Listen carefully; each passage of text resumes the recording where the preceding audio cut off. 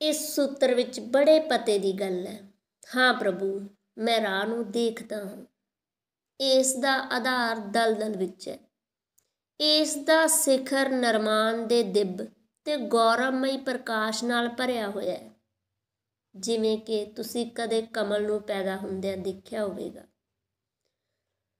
तां उहदियां जड़ां हुंदिआं ने दलदल विच, मिट्टी विच। उहदियां पंखड़ियां खुलदियां ने सूरज पूरत रोशनी दे जगत विच। एक पासे जुड़िया हुंदा है प्रithवी दे दलदल नाल, दूजे पासे जुड़िया हुंदा है प्रकाश दे लोक नाल। मनुख की यात्रा कमल की यात्रा है। कमल ने जेकर पैदा होना होवे तां दलदल विच ही पैदा होना पएगा, गंदी मिट्टी विच ही पैदा होना पएगा। बड़ा रूप बरतन है, बड़ी अलकेमी वापर गई। कित्थे सी मिट्टी सड़ी हुई, कित्थे हुण कमल दियां कोमल पंखड़ियां हन। सोच भी नहीं सकते मिट्टी तो अजिहियां पंखड़ियां पैदा होणगियां। कित्थे सी मिट्टी पानी नाल भरी हुई ते कित्थे हुण कमल दियां पंखड़ियां हन जिन्हां ते पानी छूंहदा भी नहीं। कित्थे दबिया सी ये मिट्टी कचरे विच ते हुण उठ गया आकाश दे वल। इस दी मिट्टी नूं कोई देखदा तां सुंदरता दा भाव भी ना उठदा। हुण इस नूं कोई देखदा है तां सुहप्पण दा इह प्रतीक है। इसलिए असीं महावीर दे, बुद्ध दे, विष्णु दे चरनां विच कमल दा फुੱਲ रखदे हां। कमल दा फुੱਲ प्रतीक है। संसार दलदल विच है, लेकिन उस नाल दुश्मनी करन दा कोई प्रयोजन नहीं, क्योंकि कमल दा फुੱਲ भी जेकर मिट्टी नाल दुश्मनी करे तां उठ नहीं सकेगा। उड़दा तां उसे मिट्टी दे सहारे है, उसे मिट्टी तो पाउंदा है बल। ਉਹੀ मिट्टी है ਉਹਦਾ प्राण, उसे तो खिंच लैंदा है जो सार है। उस मिट्टी विच जो बेकार है वो छड्ड दिंदा है, उस मिट्टी विच जो सार है उसे नूं खिंच लैंदा है। तद ही उस मिट्टी चों प्रगट हो जांदा है जिसनूं सुहप्पण कहंदे हां असीं।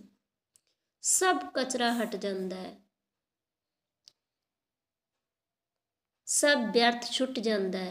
सुहप्पण दा पूरा रस जिउंदा जागदा नाच प्रगट हो जाता है। आदमी दे आस पास भी मिट्टी है ते दलदल है। सूत्र यही कह रहा है कि साधक ने कहा कि मैं देखदा ये जो राह है इहदा आरंभ दलदल विच है, ऐन मिट्टी विच, प्रithवी विच। इहदा सिखर निर्वाण है, प्रकाश पूरत है। एक सिरे ते जो संसार है उही दूजे सिरे ते मोक्ष है, ते एक सिरे ते जो शरीर है उही दूजे सिरे ते आत्मा है। एक सिरे ते जिसनूं असीं माया दी तरह जाणदे हां उही दूजे सिरे ते ब्रह्म दा परम एहसास बन जांदी है। विरोध नहीं है। जगत विच दरअसल विरोध है ही नहीं। जे विरोध दिसदा है तां इन्हां दो विराट सिरिਆਂ ਨੂੰ ਅਸੀਂ नहीं जोड़ पाਉਂਦੇ, इसे ਲਈ दिसदा है। ਉਹੀ ਸਾਡੀ असमर्था है, साडी सीमा है, साडी दृष्टि छोटी है। जद असीं संसार ਨੂੰ देख पाਉਂਦੇ ਹਾਂ ਤਾਂ मोक्ष ਨੂੰ नहीं देख पाਉਂਦੇ। जद असीं मोक्ष ਨੂੰ देखਦੇ ਹਾਂ ਤਾਂ संसार ਨੂੰ नहीं देख पाਉਂਦੇ। ਜਿਹੜਾ पूरे राह ਨੂੰ देख पाਉਂਦਾ है ਉਹ ਕਹਿੰਦਾ है एक सिरे ते हनेरा है, दूजे सिरे ते प्रकाश है। एक सिरे ते जंजीरां ने जो ਉਹੀ दूजे सिरे ते मुक्ति ने, सुतंत्रता ने। अजिहा जद कोई देख पाਉਂਦਾ है ਤਾਂ ਹੀ पूरे राह ਨੂੰ देख सकता है। ਹੁਣ मैं ज्ञान दे कठन ਤੇ ਕੰਡਿਆਂ ਭਰੇ ਰਾਹ ਤੇ ਲਗਾਤਾਰ ਸੰਕੀਰਨ ਹੁੰਦੇ ਦੁਆਰਾਂ ਨੂੰ ਦੇਖਦਾ ਤੇ ਇਹ ਵੀ ਦੇਖਦਾ ਕਿ ਪਹਿਲਾ ਦੁਆਰ ਬਹੁਤ ਵੱਡਾ ਹੈ, ਦੂਜਾ ਹੋਰ ਛੋਟਾ ਹੈ, ਤੀਜਾ ਹੋਰ ਛੋਟਾ ਹੈ ਤੇ ਦੁਆਰ ਛੋਟੇ ਹੁੰਦੇ ਚਲੇ ਜਾਂਦੇ ਨੇ, ਲਗਾਤਾਰ ਸੰਕੀਰਨ ਹੁੰਦੇ ਨੇ। ਉਹਨਾਂ ਦੁਆਰਾਂ ਨੂੰ ਮੈਂ ਦੇਖਦਾ, ਅੰਤਿਮ ਦੁਆਰ ਤਾਂ ਬਿਲਕੁਲ ਛੋਟਾ ਹੋ ਜਾਂਦਾ ਹੈ। ਜਦ ਮੈਂ ਕਹਿੰਦਾ ਬਿਲਕੁਲ ਛੋਟਾ, ਤਾਂ ਉਸ ਦਾ ਮਤਲਬ ਤੁਸੀਂ ਥੋੜ੍ਹੇ ਜਿਹੇ ਵੀ ਬਚੇ ਹੋ ਹਜੇ, ਤਾਂ ਉਸ ਵਿੱਚੋਂ ਪ੍ਰਵੇਸ਼ ਨਹੀਂ ਕਰ ਸਕਦੇ। ਜਿਸਸ ਨੇ ਬੜਾ ਪਿਆਰਾ ਵਚਨ ਕਿਹਾ ਹੈ, ਊਠ ਵੀ ਲੰਘ ਸਕਦਾ ਹੈ ਸੂਈ ਦੇ ਨੱਕੇ ਵਿੱਚੋਂ, ਲੇਕਿਨ ਜੋ ਧਨਵਾਨ ਹਨ ਉਹ ਮੇਰੇ ਮੋਕਸ਼ ਦੇ ਦਰਬਾਰ ਵਿੱਚੋਂ ਨਹੀਂ ਲੰਘ ਸਕਦੇ। ਊਠ ਵੀ ਲੰਘ ਸਕਦਾ ਹੈ ਸੂਈ ਦੇ ਛੇਕ ਵਿੱਚੋਂ, ਪਰ ਉਹ ਜਿਹੜੇ ਧਨਵਾਨ ਹਨ ਉਹ ਮੇਰੇ ਮੋਕਸ਼ ਦੇ ਦਵਾਰ ਵਿੱਚੋਂ ਨਹੀਂ ਲੰਘ ਸਕਦੇ। ਇੱਥੇ ਧਨਵਾਨ ਕੌਣ ਨਹੀਂ ਹੈ? ਤੁਸੀਂ ਨਿਰਧਨ ਆਦਮੀ ਦੇਖਿਆ ਜਿਹਦੇ ਕੋਲ ਕੁਝ ਵੀ ਨਹੀਂ, ਉਹ ਵੀ ਮੰਨ ਕੇ ਚੱਲਦਾ ਹੈ ਕਿ ਕੁਝ ਤਾਂ ਹੈ ਉਸ ਕੋਲ। ਅਜਿਹੇ ਵੀ ਲੋਕ ਹਨ ਜਿਹੜੇ ਆਪਣੀ ਨਿਰਧਨਤਾ ਨੂੰ ਵੀ ਧਨ ਬਣਾ ਕੇ ਲੈਂਦੇ ਨੇ। ਜੇ ਕੋਈ ਆਦਮੀ ਆਪਣੇ ਤਿਆਗ ਦਾ ਮਾਣ ਕਰਦਾ ਹੈ ਤਾਂ ਇਹਦਾ ਮਤਲਬ ਕੀ ਹੋਇਆ ਕਿ ਉਸ ਨੇ ਨਿਰਧਨਤਾ ਨੂੰ ਧਨ ਬਣਾ ਲਿਆ। ਉਹ ਵੀ ਮੋਕਸ਼ ਦੇ ਦਰਬਾਰ ਤੇ ਆਕੜ ਕੇ ਖਲੋ ਗਿਆ ਕਿ ਮੈਂ ਕੋਈ ਛੋਟਾ ਮੋਟਾ ਆਦਮੀ ਨਹੀਂ ਹਾਂ, ਮੈਂ ਇੰਨਾ ਤਿਆਗ ਕੀਤਾ ਹੈ। ਇਹ ਓਨਾ ਤਿਆਗ ਵੀ ਉਸ ਨੇ ਬੈਂਕ ਬੈਲੈਂਸ ਬਣਾ ਲਿਆ, ਉਹ ਉਸ ਨੂੰ ਨਾਲ ਲੈ ਕੇ ਆਇਆ। ਸੁਣਿਆ ਹੈ ਕਿ ਇੱਕ ਸਮਰਾਟ ਇੱਕ ਚਰਚ ਵਿੱਚ ਪ੍ਰਾਰਥਨਾ ਕਰ ਰਿਹਾ ਸੀ। ਕੋਈ ਧਰਮ ਦਾ ਵੱਡਾ ਦਿਨ ਸੀ, ਸਾਰੇ ਹੀ ਪ੍ਰਾਰਥਨਾ ਕਰਨ ਨੂੰ ਆਏ ਸਨ, ਸਮਰਾਟ ਵੀ ਆਇਆ ਸੀ। ਫਿਰ ਪ੍ਰਾਰਥਨਾ ਕਰਦਾ ਕਰਦਾ ਜੋਸ਼ 'ਚ ਆ ਗਿਆ, ਜਿਵੇਂ ਕਿ ਅਸੀਂ ਸਾਰੇ ਹੀ ਆ ਜਾਂਦੇ ਹਾਂ।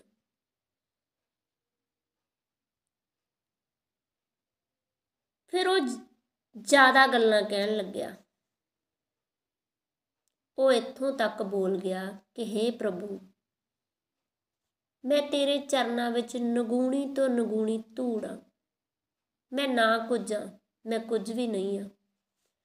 ਜਦੋਂ ਇਹ ਕਹਿ ਹੀ ਰਿਹਾ ਸੀ ਤਦ ਉਹਨੇ ਦੇਖਿਆ ਉਹਦੇ ਕੋਲ ਇੱਕ ਸਧਾਰਨ ਆਦਮੀ ਵੀ ਪ੍ਰਾਰਥਨਾ ਕਰ ਰਿਹਾ ਸੀ। ਉਹ ਵੀ ਕਹਿ ਰਿਹਾ ਸੀ ਕਿ ਮੈਂ ਕੁਝ ਨਹੀਂ ਹਾਂ, ਮੈਂ ਨਾ ਕੁਝ ਹਾਂ। ਸਮਰਾਟ ਨੇ ਉਹਨੂੰ ਕਹਿੰਦੇ ਨੂੰ ਸੁਣ ਲਿਆ ਤਾਂ ਉਹਨੂੰ ਲੱਗਿਆ ਹੈ ਇਹ ਕੌਣ ਹੈ ਜੋ ਮੇਰੇ ਨਾਲ ਟਾਕਰਾ ਕਰ ਰਿਹਾ ਹੈ। ਉਹਨੇ ਪ੍ਰਭੂ ਨੂੰ ਕਿਹਾ, ਹੇ ਪ੍ਰਭੂ, ਧਿਆਨ ਰਹੇ, ਮੇਰੇ ਰਾਜ ਵਿੱਚ ਮੇਰੇ ਜਿਹਾ ਨਾ ਕੁਝ, ਮੈਥੋਂ ਜ਼ਿਆਦਾ ਨਾ ਕੁਝ ਹੋਰ ਕੋਈ ਵੀ ਨਹੀਂ ਹੋ ਸਕਦਾ। ਅਸੀਂ ਆਪਣੇ ਨਾ ਹੋਣ ਨੂੰ ਜਾਇਦਾਦ ਤੇ ਧਨ ਬਣਾ ਲੈਂਦੇ ਹਾਂ। ਇਹ ਸਮਰਾਟ ਇਹ ਬਰਦਾਸ਼ਤ ਨਹੀਂ ਕਰ ਸਕਦੇ ਕਿ ਕੋਈ ਹੋਰ ਉਹਦੇ ਜਿਹਾ ਨਾ ਕੁਝ ਹੋਵੇ। ਉਹ ਚਾਹੁੰਦਾ ਹੈ ਕਿ ਉਸ ਵਿੱਚ ਵੀ ਸਮਰਾਟ ਅੱਗੇ ਹੋਵੇ। ਜਿਸਸ ਦਾ ਮਤਲਬ ਧਨਵਾਨ ਤੋਂ ਇਹ ਨਹੀਂ ਹੈ ਕਿ ਜਿਨ੍ਹਾਂ ਦੇ ਕੋਲ ਧਨ ਹੈ। ਧਨਵਾਨ ਤੋਂ ਮਤਲਬ ਹੈ ਜਿਸ ਦੇ ਮਨ ਵਿੱਚ ਕੁਝ ਹੈ, ਅਜਿਹਾ ਭਾਵ ਹੈ। ਅਜਿਹਾ ਵਿਅਕਤੀ ਉਸ ਦੁਆਰ ਵਿੱਚੋਂ ਦੀ ਨਹੀਂ ਲੰਘ ਸਕੇਗਾ। ਸਾਧਕ ਕਹਿ ਰਿਹਾ ਹੈ ਕਿ ਦੇਖਦਾ ਹਰ ਰੋਜ਼ ਦੁਆਰ ਹੈ ਜਿਹੜਾ ਹੋਰ ਛੋਟਾ ਹੁੰਦਾ ਚਲਿਆ ਜਾਂਦਾ ਹੈ। ਇਸ ਲਈ ਤਾਂ ਹੰਕਾਰ ਨੂੰ ਛੱਡਣਾ ਪੈਂਦਾ ਹੈ। ਉਹ ਜੋ ਹਰ ਚੀਜ਼ ਨਾਲ ਜੱਫਾ ਮਾਰਨ ਵਾਂਗ ਮੋਹ ਦਾ ਭਾਵ ਹੈ, ਉਸ ਨੂੰ ਛੱਡਣਾ ਪੈਂਦਾ ਹੈ। ਉਹ ਜੋ ਬੋਝ ਅਸੀਂ ਇਕੱਠਾ ਕਰ ਲਿਆ ਹੈ ਉਸ ਨੂੰ ਛੱਡਣਾ ਪੈਂਦਾ ਹੈ, ਕਿਉਂਕਿ ਦੀਵਾਰ ਹੈ ਜਿਹੜੇ ਛੋਟੇ ਹੁੰਦੇ ਚਲੇ ਜਾਂਦੇ ਨੇ, ਸੰਕੀਰਨ ਹੁੰਦੇ ਚਲੇ ਜਾਂਦੇ ਨੇ, ਜੋ ਸਾਨੂੰ ਵੀ ਛੋਟਾ ਹੋਣਾ ਪੈਂਦਾ ਹੈ, ਸਾਨੂੰ ਵੀ ਸ਼ੂਨਿਆ ਹੋਣਾ ਪੈਂਦਾ ਹੈ, ਜ਼ੀਰੋ ਹੋਣਾ ਪੈਂਦਾ ਹੈ।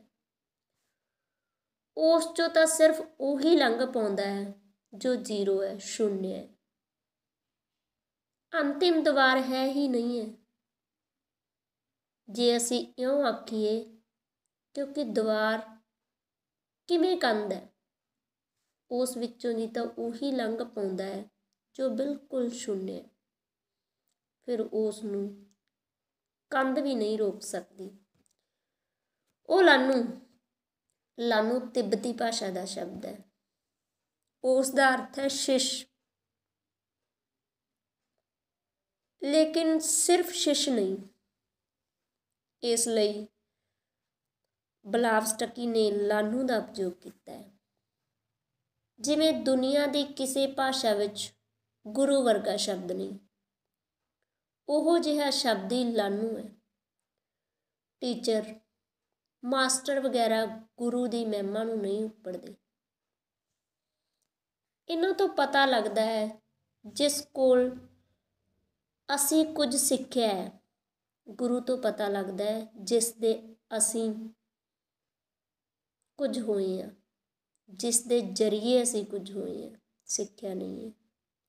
ਗੁਰੂ ਦਾ ਅਰਥ ਹੈ ਜਿਸ ਦੇ ਦੁਆਰਾ ਅਸੀਂ ਕੁਝ ਹੋਏ ਹਾਂ, ਜਿਸ ਦੇ ਦੁਆਰਾ ਅਸੀਂ ਬਦਲੇ ਹਾਂ, ਜਿਸ ਤੋਂ ਸਾਡਾ ਗਿਆਨ ਨਹੀਂ ਵਧਿਆ, ਅਸੀਂ ਵਧੇ ਹਾਂ, ਜਿਸ ਤੋਂ ਅਸੀਂ ਕੁਝ ਹੋਰ ਜ਼ਿਆਦਾ ਜਾਣ ਲਿਆ, ਕੁਝ ਸੂਚਨਾਵਾਂ ਇਕੱਠੀਆਂ ਕਰ ਲਈਆਂ। ਅਜਿਹਾ ਨਹੀਂ, ਬਲਕਿ ਜਿਸ ਦੇ ਜ਼ਰੀਏ ਸਾਡਾ ਵਜੂਦ ਹੀ ਵਟ ਗਿਆ, ਸਾਡਾ ਰੂਪ ਹੀ ਵਟ ਗਿਆ, ਉਹ ਗੁਰੂ ਹੈ।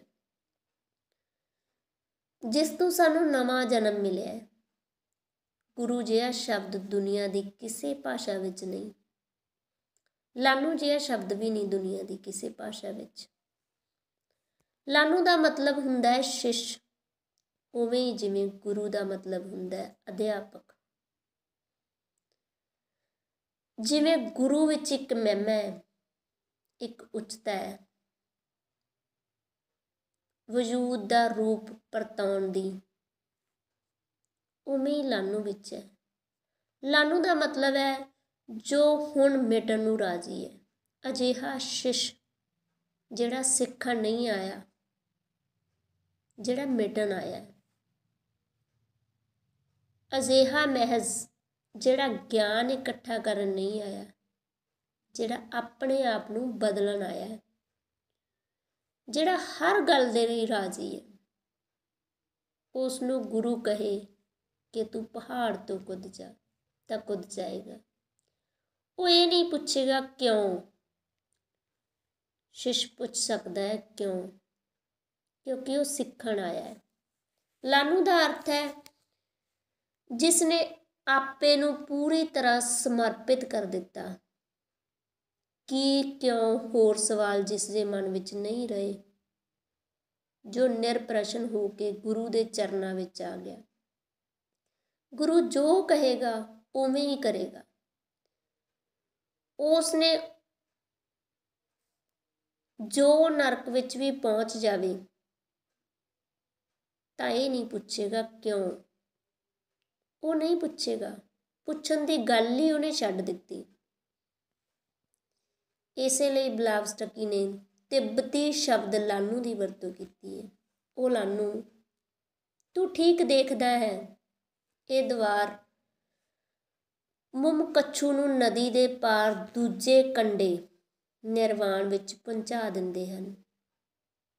ਹਰੇਕ ਦੀਵਾਰ ਦੀ ਇੱਕ ਸਰਵਣ ਕੁੰਜੀ ਹੈ ਜੋ ਉਸ ਨੂੰ ਖੋਲ੍ਹਦੀ ਹੈ ਦੂਜੇ ਪਾਰ। ਅਸੀਂ ਇਸ ਪਾਰ ਹਾਂ। ਉਸ ਪਾਰ ਸਾਡੀਆਂ ਆਸਾਂ ਦਾ ਲੋਕ ਹੈ ਅਤੇ ਉਸ ਪਾਰ ਜਾਣ ਦੇ ਲਈ ਨਦੀ ਵਿੱਚ ਉਤਰਨਾ ਜ਼ਰੂਰੀ ਹੈ। ਲੇਕਿਨ ਬਹੁਤ ਲੋਕ ਅਜਿਹੇ ਹਨ, ਕਬੀਰ ਨੇ ਕਿਹਾ ਹੈ, जिन खोजा तिन पाया, गहरे पानी पैठ। मैं बोरी खोजन गई, रही किनारे बैठ। जिन्हां ने भी पाया है ਉਹ ਉਹੀ ਲੋਕ ਹਨ ਜੋ ਗਹਿਰੇ ਪਾਣੀ ਵਿੱਚ ਉਤਰੇ ਹਨ। ਮੈਂ ਵੀ ਖੋਜਣ ਗਿਆ, ਲੇਕਿਨ ਮੈਂ ਪਾਗਲ ਹਾਂ, ਮੈਂ ਕੰਢੇ ਤੇ ਬੈਠ ਗਿਆ। ਕੰਢੇ ਤੇ ਸੁਰੱਖਿਆ ਹੈ, ਨਦੀ ਵਿੱਚ ਖਤਰਾ ਹੈ, ਡੁੱਬ ਜਾਣ ਦਾ ਖਤਰਾ, ਮਿਟ ਜਾਣ ਦਾ ਖਤਰਾ। ਕੰਢੇ ਤੇ ਸਾਡੀ ਸੰਪत्ति ਹੈ, ਸੰਪਦਾ ਹੈ। ਨਦੀ ਵਿੱਚ ਅਸੀਂ ਅਣਜਾਣੇ ਜਗਤ ਵਿੱਚ ਉਤਰ ਰਹੇ ਹਾਂ, ਜਿੱਥੇ ਸਾਡੀ ਕੋਈ ਸੰਪਦਾ ਨਹੀਂ। ਇਹ ਕੰਢਾ ਤਾਂ ਪੱਕਾ ਹੈ, ਉਹ ਦੂਜੇ ਕੰਢੇ ਦਾ ਕੋਈ ਭਰੋਸਾ ਨਹੀਂ, ਹੋਵੇ ਕਿ ਨਾ ਹੋਵੇ। ਉਹ ਦਿਸਦਾ ਵੀ ਨਹੀਂ ਹੈ, ਦੂਰ ਹੈ, ਬਹੁਤ ਦੂਰ। ਜਦ ਇਹ ਕੰਢਾ ਬਿਲਕੁਲ ਦਿਖਾਈ ਨਹੀਂ ਪਏਗਾ, ਤਦੇ ਉਹ ਦਿਸੇਗਾ। ਓਨਾ ਦੂਰ ਜਾਣ ਦੀ ਹਿੰਮਤ, ਜਿੱਥੇ ਕਿ ਆਪਣਾ ਜਾਣਿਆ ਪਹਿਚਾਣਿਆ ਕੰਢਾ ਦਿਸਣਾ ਬੰਦ ਹੋ ਜਾਵੇ। ਜਿਹੜਾ ਜੁਟਾ ਲੈਂਦਾ ਹੈ, ਉਸੇ ਦਾ ਨਾਂ ਹੈ ਲਾਨੂੰ, ਉਸੇ ਦਾ ਨਾਂ ਹੈ ਸ਼ਿਸ਼। ਉਹ ਲਾਨੂੰ, ਤੂੰ ਠੀਕ ਦੇਖਦਾ ਹੈ। ਲਾਨੂੰ ਹਮੇਸ਼ਾ ਹੀ ਠੀਕ ਦੇਖਦਾ ਹੈ, ਕਿਉਂਕਿ ਦੇਖਣ ਵਿੱਚ ਜੋ ਰੁਕਾਵਟ ਸੀ, ਹੌਸਲੇ ਦੀ ਜਿਹੜੀ ਕਮੀ ਸੀ, ਸੁਰੱਖਿਆ ਦਾ ਜੋ ਮੋਹ ਸੀ, ਬਚਾਅ ਦੀ ਜੋ ਇੱਛਾ ਸੀ, ਉਸ ਨੂੰ ਜਿਸ ਨੇ ਛੱਡ ਦਿੱਤਾ, ਉਸ ਦੇ ਦੇਖਣ 'ਚ ਕੋਈ ਰੁਕਾਵਟ ਨਹੀਂ ਰਹਿ ਗਈ ਹੈ। ਉਸ ਦੀ ਦ੍ਰਿਸ਼ਟੀ ਸਾਫ਼ ਤੇ ਸਿੱਧੀ ਹੋ ਜਾਂਦੀ ਹੈ। ਉਹ ਦੂਰ ਤੱਕ ਦੇਖਣ ਲੱਗਦਾ ਹੈ। ਉੱਥੇ ਦਿਸਣ ਲੱਗ ਪਿਆ ਉਸ ਨੂੰ ਉਹ ਸਭ ਜੋ ਕੱਲ੍ਹ ਹੋਵੇਗਾ। ਭਵਿੱਖ ਉਸ ਦੇ ਨਜ਼ਦੀਕ ਆ ਗਿਆ ਹੈ, ਉਸ ਦੇ ਵਰਤਮਾਨ ਵਿੱਚ ਸਮਾ ਜਾਂਦਾ ਹੈ ਤੇ ਵਰਤਮਾਨ ਭਵਿੱਖ ਨੂੰ ਆਪਣੇ ਵਿੱਚ ਲੈ ਲੈਂਦਾ ਹੈ। ਉਹ ਲਾਨੂੰ, ਤੂੰ ਠੀਕ ਦੇਖਦਾ ਹੈ। ਇਹ ਦੂਜੇ ਕੰਢੇ ਤੇ ਜੋ ਨਿਰਵਾਣ ਦਾ ਲੋਕ ਹੈ, ਉਸ ਦੇ ਹਰੇਕ ਦਰਬਾਰ ਦੀ ਇੱਕ ਸਰਵਣ ਕੁੰਜੀ ਹੈ। ਇਹ ਸਰਵਣ ਕੁੰਜੀਆਂ 7 ਹਨ। ਧੰਨਵਾਦ ਜੀ, ਤੁਸੀਂ ਇਹਨਾਂ ਪ੍ਰਵਚਨਾਂ ਨੂੰ ਬੜੇ ਪਿਆਰ ਨਾਲ ਸੁਣਿਆ। ਬਾਕੀ ਕੱਲ੍ਹ ਤੱਕ ਜੀ।